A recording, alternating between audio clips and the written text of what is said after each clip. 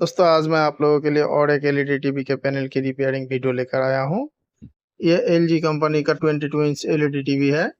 इसका कंडीशन आप देख पा रहे हैं। इसमें पिक्चर जंपिंग हो रहे हैं और पिक्चर के अंदर कुछ वर्टिकल बार भी है। दोस्तों आप तो ये समझ ही चुके हैं कि पिक्चर का प्रॉब्लम जो हो रहे हैं ये पैनल से हो रहे हैं, इसलिए इस पैनल को रिपेयरिंग करना है। इस पैनल को आज मैं रिपेयरिंग करके आप लोगों को दिखाऊंगा। दोस्तों मेरे वीडियो देखकर और भी दूसरे पैनल की इस टाइप का प्रॉब्लम को आप ठीक कर सकते हैं। आई होप कि ये वीडियो आप लोगों के लिए बहुत हेल्पफुल होने वाला है, इसलिए वीडियो को बिना काट छट के अंत तक देखना और इस वीडियो के लिए एक लाइक और एक अच्छा सा कमेंट करते रहना। इसका मॉडल नंबर है 22LA454A। दोस्तों मेरे चैनल में आपको ऐसे बहुत सारे इलेक्ट्रॉनिक सामान के रिपेयरिंग वीडियो मिलेगा। दोस्तों आगे जाकर और भी नए नए रिपेयरिंग वीडियो पाने के लिए मेरे चैनल दीप मल्टीटेक को सब्सक्राइब कर रखना। दोस्तों ये जो बोर्ड देख पा रहे हैं ये इसका मदरबोर्ड है। दोस्तों शायद इस टीवी के मदरबोर्ड में कोई भी प्रॉब्लम नहीं है। इस टीवी में पैनल के प्रॉब्लम दिखाई दे रहे हैं, इसलिए चलिए पैनल की ओर चलते हैं। दोस्तों यहाँ पर जो पॉइंट दिखाई दे रहे हैं मेनली हमें ये सब पॉइंट का वोल्टेज चेक करना है। अब चलिए दोस्तों इस कलर बोर्ड का वोल्टेज देख लेते हैं। पहले पैनल सप्लाई वोल्टेज 4.9 वोल्ट यहाँ पर फ्लक्चुएट हो रहे हैं। दोस्तों यहाँ पर VGL वोल्ट देखिए -5.1 और देखिए फ्लक्चुएट हो रहे हैं -4.6 हो गए हैं। और यहाँ पे VCOM वोल्ट देखिए 3.3 वोल्ट और यहाँ पे AVDT वोल्ट है 9.8।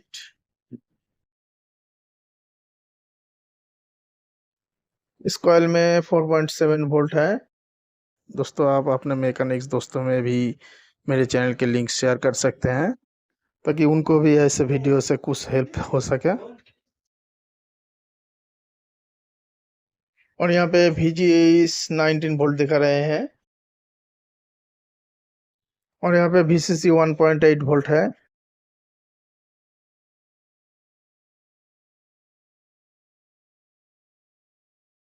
और दोस्तों ये है DC to DC IC और इसके साथ इनबिल्ट है गेट ड्राइवर IC। इसका नंबर है SM4043। दोस्तों यहाँ पर कुछ रेजिस्टेंस देख रहे हैं, ये लेफ्ट साइड के कॉप IC में गेट सिग्नल देने के लिए है और वही गेट सिग्नल यहाँ पर जो रेजिस्टेंस दिखाई दे रहे हैं राइट साइड के कॉप IC में गेट सिग्नल देने के लिए है। अब इस पैनल में जो प्रॉब्लम हो रहे हैं ये गेट सिग्नल के वजह से हो रहे हैं। कोई भी साइड का कॉप IC में गेट सिग्नल शॉर्ट हो रहे हैं। अब हमें जो करना है यहाँ पर लेफ्ट और राइट में गेट सिग्नल के जितने भी रेजिस्टेंस है एक एक साइड से एक एक रेजिस्टेंस को उठा के देखना है। आप यहाँ पे एक एक लाइन को काट के भी देख सकते हैं। आपको यहाँ पे देखना है कौन सा रेजिस्टेंस हटाने के बाद क्या प्रॉब्लम दिखाई दे रहे हैं, प्रॉब्लम ज्यादा हो रहे हैं या प्रॉब्लम कम हो रहे हैं या दूसरा कोई प्रॉब्लम दिखाई दे रहे हैं। उसी के हिसाब से यहाँ से रेजिस्टेंस खोलना है और फिर कोई कोई रेजिस्टेंस को बिठाना ही पड़ेगा।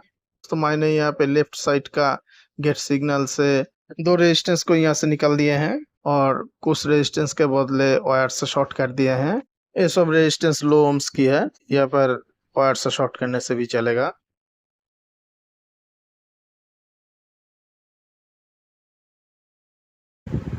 और इधर राइट साइड में भी देखिए, मैं अच्छी तरह से देखने की कोशिश कर रही हूँ।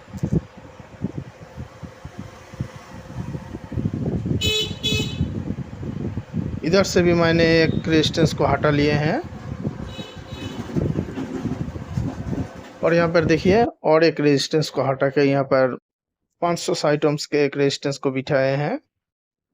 यहाँ का रेजिस्टेंस को चेंज कर करके मैंने एडजस्ट किए हैं इसके पिक्चर को, इसलिए इसका वायर को बड़ी कर लिए थे मैंने क्योंकि पैनल के सामने रखकर इसे एडजस्ट करना था। इसे बाद में ड्रेसिंग करके बिठाना है। दोस्तों आप भी कोई भी पैनल में इसी तरह से काम कर सकते हैं। अब दोस्तों और एक बात है, मेरे इस पैनल में जो लाइन खराब था आपका भी दूसरा कोई पैनल में या आपका भी कोई पैनल में एक ही लाइन खराब होगा ऐसे कोई बात नहीं है। इसलिए आपको बहुत मेहनत करना है, आपको ढूंढना है आपका पैनल में कौन कौन सा लाइन प्रॉब्लम कर रहे हैं, उसी के हिसाब से आपको लाइन को काटना है या जोड़ना है।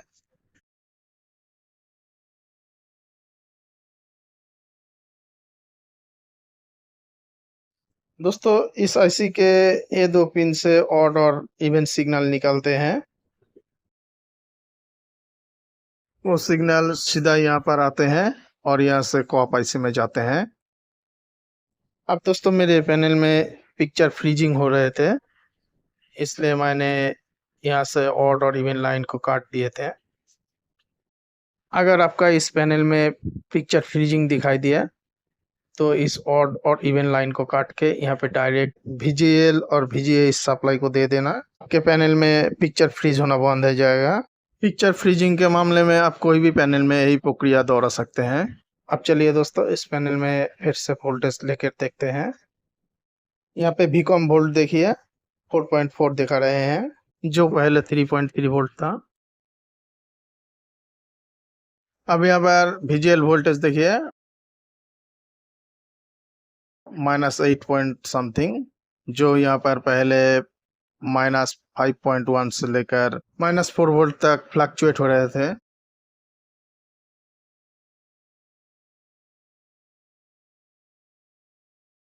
अब यहाँ पे VGA इस वोल्ट कितने आ रहे हैं, 28 वोल्ट। पहले कितना था, पहले 19 वोल्ट था।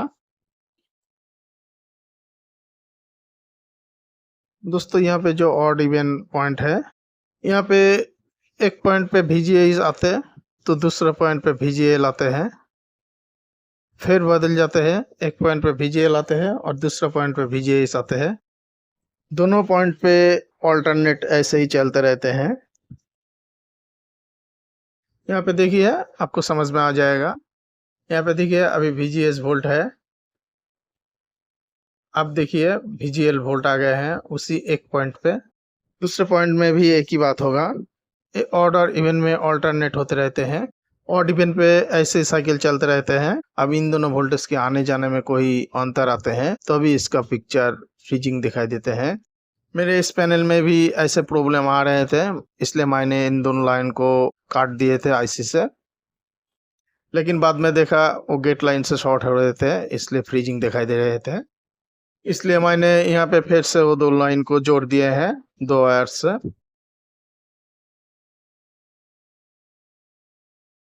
दोस्तों इस पैनल के लेफ्ट साइड के काम कंप्लीट हो गए हैं।